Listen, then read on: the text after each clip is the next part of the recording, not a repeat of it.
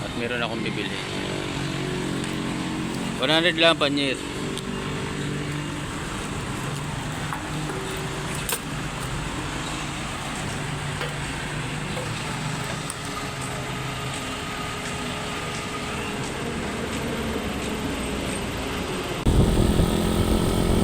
So yan guys, pupunta muna tayo ng diet at meron akong bibiling welding machine.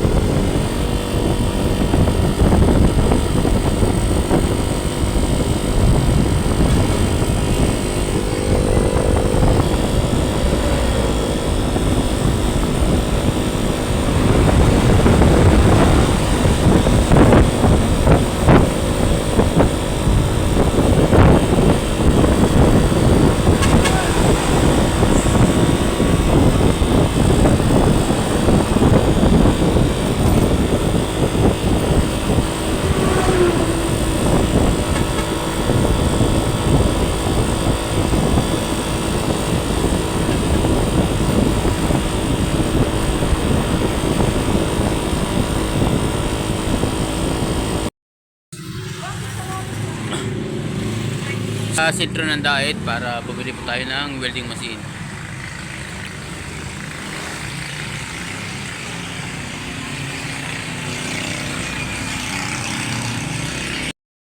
So ayan guys, dito tayo sa New One at wala dun sa unang kong pinuntahan, walang welding machine doon. Meron doon kaya lang ang mamahal.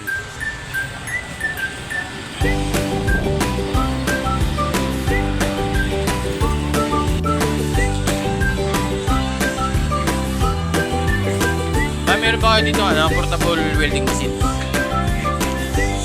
Ito yan.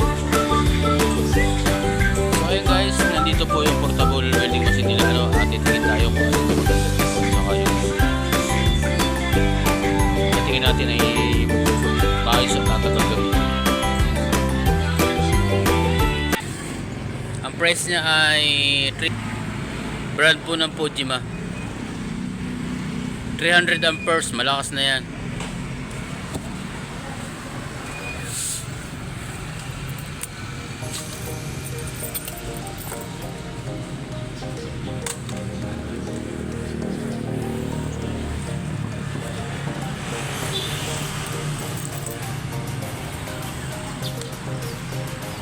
Yan man.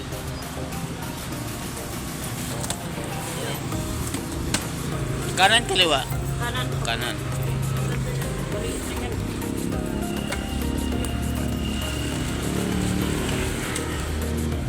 Months warranty.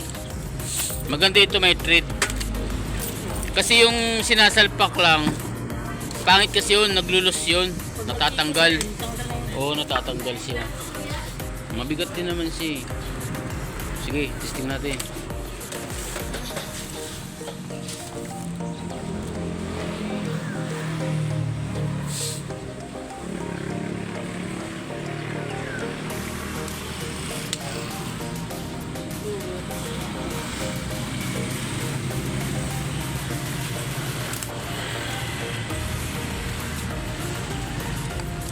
So yan guys, testingin natin kung maganda ba, kung malakas.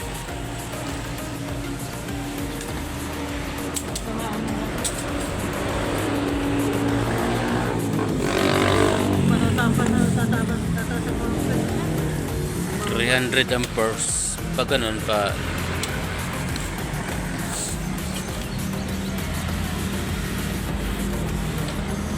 negative, positive.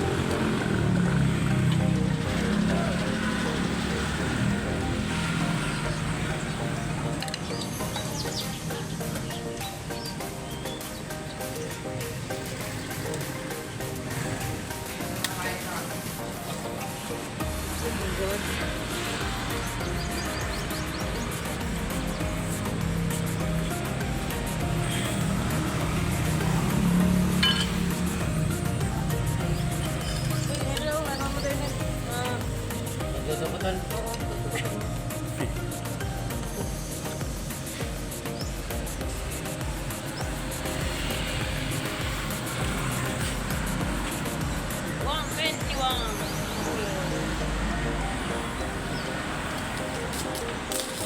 Ah, malakas. Sagad na ba yan? Ano lang yan ah. Ilang amperes lang, ilan na lang kayo? 120, 121 lang. Malakas na.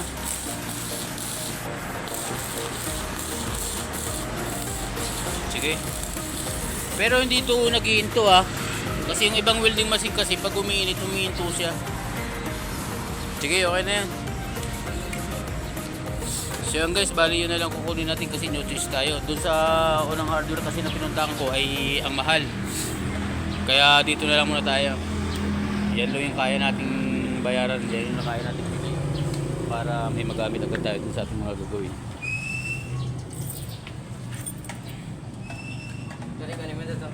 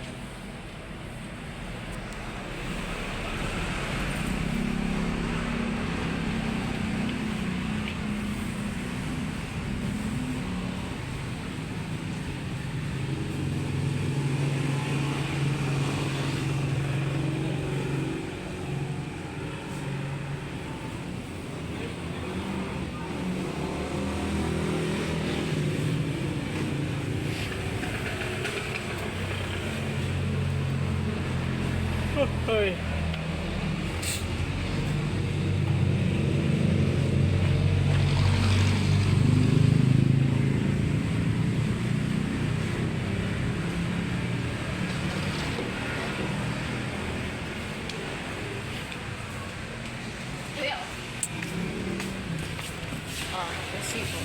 Thank you ah. So yan guys, nabayaran na natin. Bali ano siya,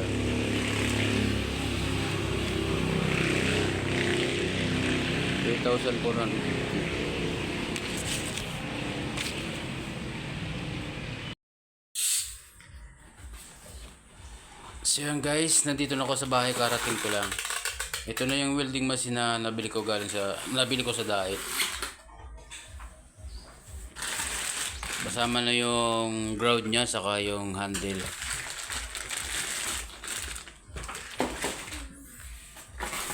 Thank you po kay Lucito Baranda sa pag-sponsor ng welding machine. Malaking bagay ito sa akin para pag kailangan ay meron akong magamit kaagad na hindi ko na kailangan manghiram pa.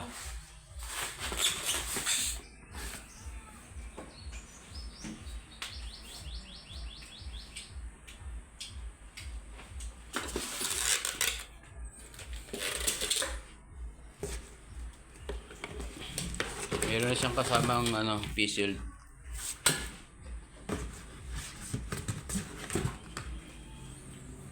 So yan guys, hanggang dito na lang.